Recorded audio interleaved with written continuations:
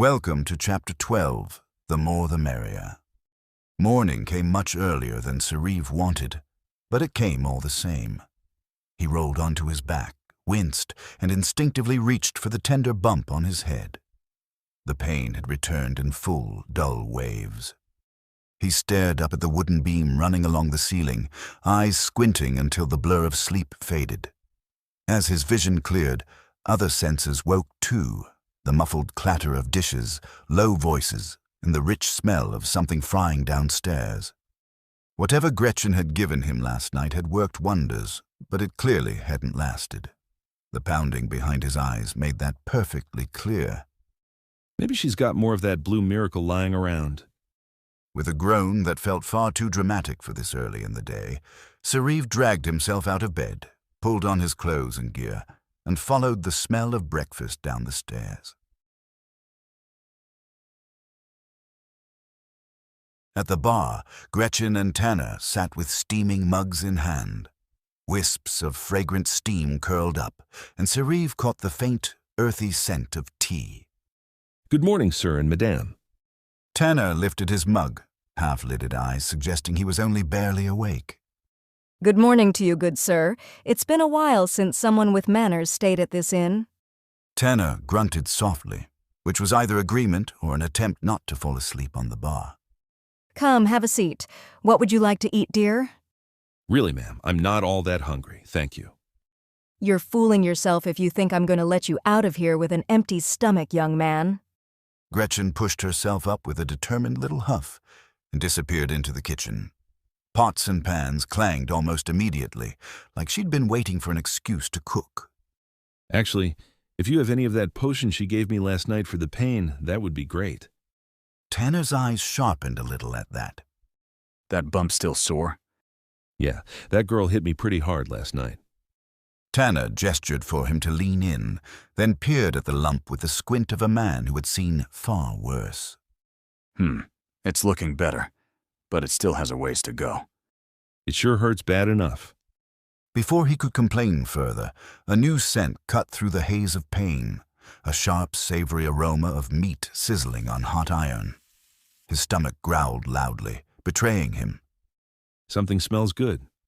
As if summoned by the sound of his empty stomach, Gretchen emerged from the kitchen with a small glass bottle in hand. The smell of breakfast followed her like a warm wave. Here you go, dear. I had a feeling you'd still be needing this. She gave him the bottle before bustling back to the kitchen. The flask was ornate despite its size, its edges etched with curling designs. Inside, a bright blue liquid swirled lazily, as thick as lamp oil. Take a swallow, but not much more than that. Too much will make you feel worse. Serieve pulled the cork and took a swig. The bitter tang hit his tongue like a slap, and he winced, remembering too late how awful it tasted. But the effect was instant. The pounding in his skull faded to a dull echo, then to nothing at all, leaving him suddenly light and clear-headed. What's in this stuff? You don't want to know. Tanner lifted his own mug. I don't know everything that's in it, but I know enough that I won't drink it. Gretchen came back with a plate piled high with eggs, ham, and a few bright slices of melon. She set it firmly in front of Serieve. Eat up. She handed him a fork and, while he dug in, filled a mug with fresh goat's milk. The moment she set it down, Serieve took a huge gulp. He loved goat's milk, and for a second all thoughts of ruins and bruises vanished behind simple, contented chewing. Gretchen claimed a stool beside them, now armed with a hot cup of tea. Is Other still out? Tanner topped off his own mug, eyes on the rising steam. Yes, he said he wanted to go talk to some friends before he and Solier took off today. I don't suspect he'll be gone long. That's good. There are a few things I wanted to see if he could do, like help you remove that rafter that fell in the stables after the last storm. Tanner didn't answer right away. He just sipped, gazed distant, as if silently counting coins and broken boards in his head. It's already going to cost enough in repairs, but it'll be a lot more if we have to hire someone to help fix it. Speaking of which, how much do I owe you?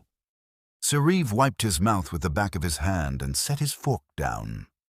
I have some extra money in my bags. Well, provided the thieves didn't take it. Oh, don't worry about it, lad. Breakfast is on Solier. Trust me, he won't mind. No, I can't let you do that. Here, let me just go get my pouch. I need my money anyway, so I can get a few things today.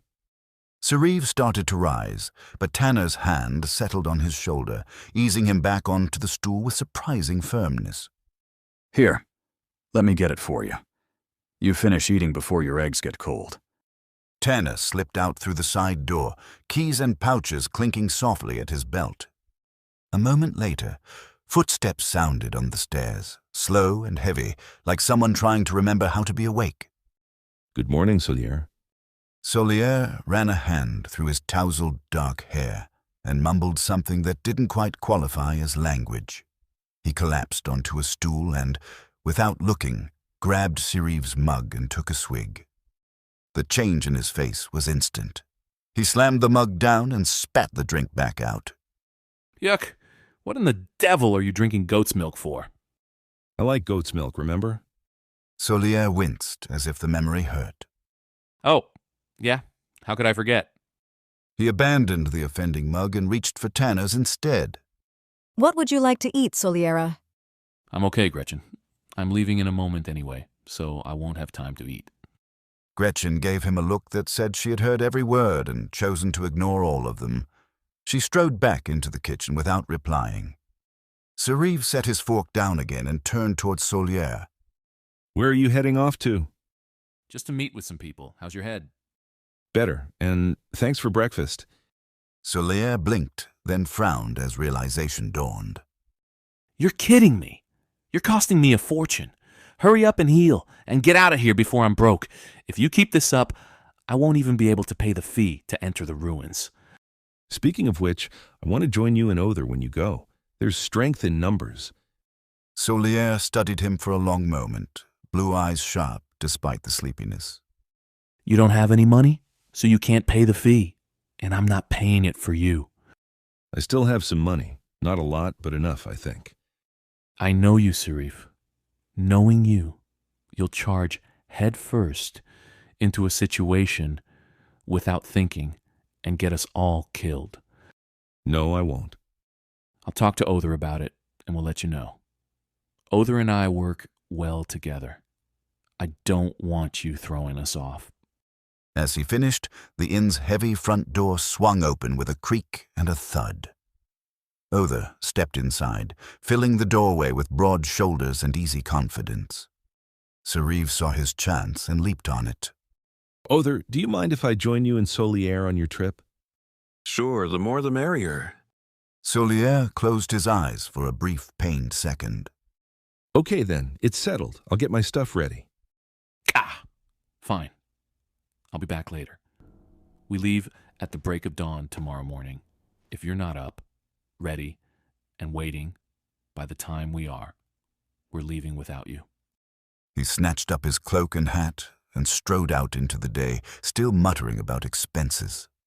Other joined Serieve at the bar, brows lifted. What was that about? Did I say something wrong? No, just a little disagreement between Solier and me. I'm sure it won't be the last. Tanner returned then, Serieve's satchel in hand. He paused when he saw Other. Other, I'm glad you're here. Come with me out back. More of those rafters fell and I need your help moving them. Other gave Serieve a wry half-smile and followed Tanner outside. Serieve finished the last bite of egg just as Gretchen reappeared to clear his plate. He pulled a few coins from the pouch Tanner had brought. Thank you, ma'am. That was the best meal I've had in a very long time. I know Tanner told me he'd put it on Solier's tab, but I want to give you something. You've been very gracious to me, and I want to thank you. Gretchen stared at the coins in surprise as he pressed them into her hand. Thank you, sire. You've been a very pleasant guest. I hope this doesn't mean you'll be leaving soon. Quite the opposite, actually.